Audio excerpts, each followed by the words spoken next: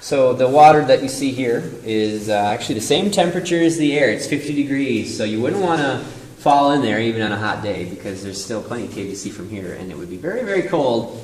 Possibly go hypothermic because it's so cold down here. So the water is about 2 feet deeper, so it's rather shallow. But at one point in time, the water we see here was deeper, and we know that it was deeper because if you look on the far side of the pond, you'll see all these dark-colored formations hanging right here in this ledge. Now, I've had several people on tours who thought this looked like broccoli, and it does in a way. This is called cave coral, and cave coral can only grow when it's underwater. So at one point in time, the water that we see here in the pool was deeper, and it was above here, and it allowed the cave coral to grow like this. So for whatever reason, after the cave coral grew, maybe which may have taken about 1,000 years, 100 years for an inch, or about the size of a marshmallow, the water started to go back down to where you see it is now. Maybe there was less rainfall on the surface, a little bit drier, which could explain why there's less water in here. So, but the water still comes in today. If you look up towards the top of the stairs there in that collapse area, a lot of water comes on in. It always looks like it's raining up there, even when it's very dry. Last summer it was very dry. It always looked like that too. So that carries down the calcite, remember, which explains why we have so much flowstone right there.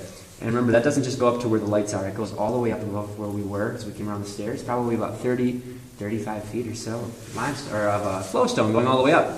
Several thousand years of growth, about 50,000 or more maybe. So as you look at the flowstone, you see a lot of that red color. Anybody knows what makes that? What do you think? Iron. What's that? Iron. Iron, yeah. This is iron here. Iron oxide creates this. It's a very rusty color. It is actually rust. It's rusty flowstone. So as we go from here on throughout the rest of the cave, you're going to see a lot of iron oxide. And it creates the very red rusty color. Some of the other colors you'll be seeing in the cave is a very white color. You can see it across from you now along the wall. Kind of looks like frosting in a way. It looks like it's glazed or frosted on here. This is pure calcite. You do see a lot of water droplets dripping in this area. Now these small soda straws probably started growing after they found the cave even. So within the last maybe 70 years or so. And then they drip on down, and they drip onto these white spots, these small stalagmites right here, that are just barely starting to grow. The other mineral we'll see, which we don't see much of now, it's called manganese. It's a very black color, and it is pretty neat. Keep an eye out. Some of the formations are completely black. They look burnt because of it, so pretty neat. Now, so there's some soda straws in this room. You can see some up on that ledge across from us, and this little ledge I was shining my light here. Some of these soda straws might be about 500 years old. As long as the water keeps dripping, though, the soda straws will go bigger. They'll start to look different, too. They'll start to look like these ones you can see here above our heads. These ones we call conical stalactites, and they look like icicles in a way. These two big ones here are about 10 inches long, making them roughly 1,000 years old right here. And of all the tours I've ever given, I've only ever seen them really grow in maybe September or October for whatever reason. So they might be much, much older than just 1,000 years, maybe 5,000 or 10,000 years old. So over time, as long as the water keeps on coming in, they'll get bigger. They'll start to look like the really, really massive ones you see down here. So we're going to go nice and slow. We'll go a nice slow walk down here because you get a great look at the massive stalactites. Some are really sharp and pointy. Don't worry, they're not going to fall on our heads. They're very safe, very stable. So we're going to go on straight on down this way. Get a good look at everything. All right.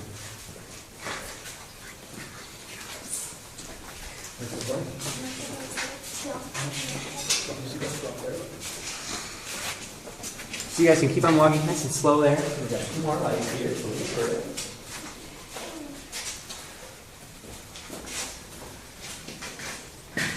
So that fissure runs above our heads then. Fissure that form the cave. That's where the water drips in, where all these big stalactites are. So if anybody really wants to get dripped on and hasn't yet, you can stand right in this little dark patch right here in the concrete. Water always seems to drip right in that spot there. You get a little extra luck there. Guaranteed luck, I guess. So the cave will continue in this direction where all these formations are up here.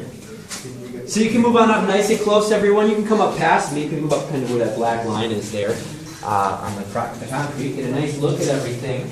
I'll step out of the way and just take this out and take some pictures if you like, guys.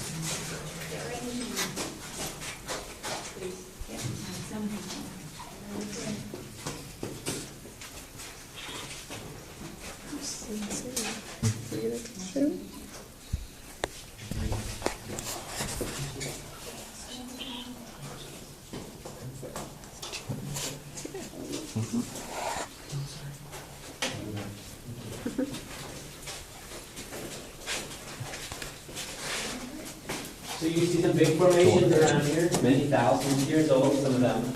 And these are a lot of different minerals as well, a lot of pure calcite along the walls. Also some of the darker minerals, the manganese right there in some of these stalactites. Anybody have any questions about anything you see right here? Anything else you seem a little bit strange to these compared to the ones we've seen so far? Maybe back to the kind of flat on the bottom. You notice some of these? Yeah, they actually have been broken, but not by explorers. When the explorers first came into the cave, they saw pretty much what we see now. A lot of them were already broken, and they didn't know what caused it. As we do move up in the front, back there in front of everybody, you do see there are some all along the cave floor. We'll be going back to that area. We'll see them up close in a moment. Those are stalactites, which should be hanging from the ceiling somewhere. They've been broken. There's a huge chunk actually right next to where they're standing there too. They look like stalagmites. They're kind of tilted though, which tells us they're not stalagmites. They are stalactites. They're even hollow on the inside. So as we go past, you'll see those. And at the very top of those stalactites, you see there's something that sort of looks like melted candle wax there. It's kind of yellowish white. That is a stalagmite that is growing on stalactites there. And if you're standing from this side, if you look at it, it does sort of look like a bird or a parrot resting on a tree branch in a way there. Neat.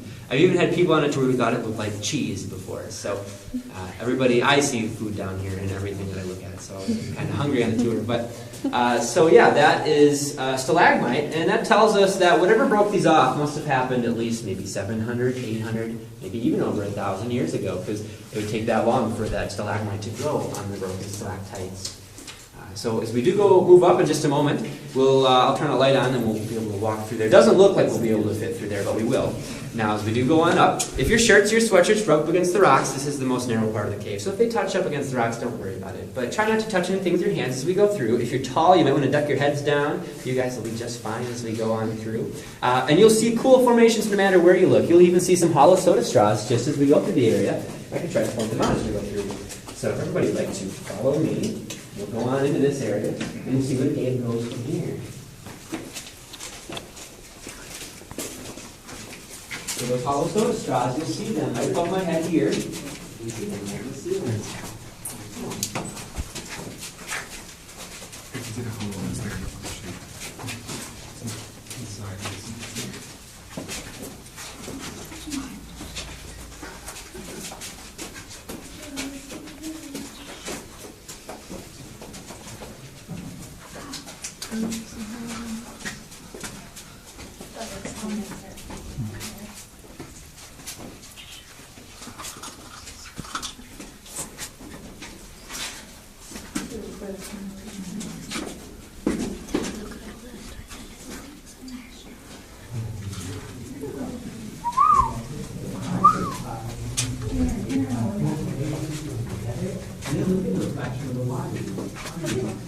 Okay.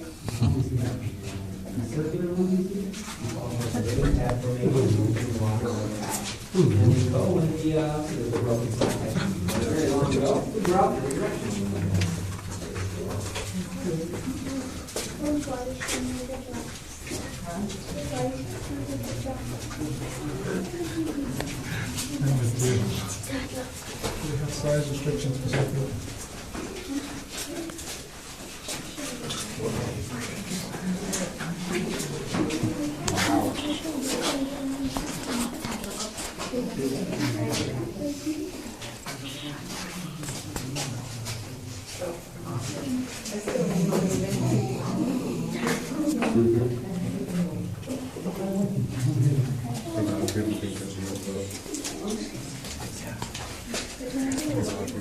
Get a picture.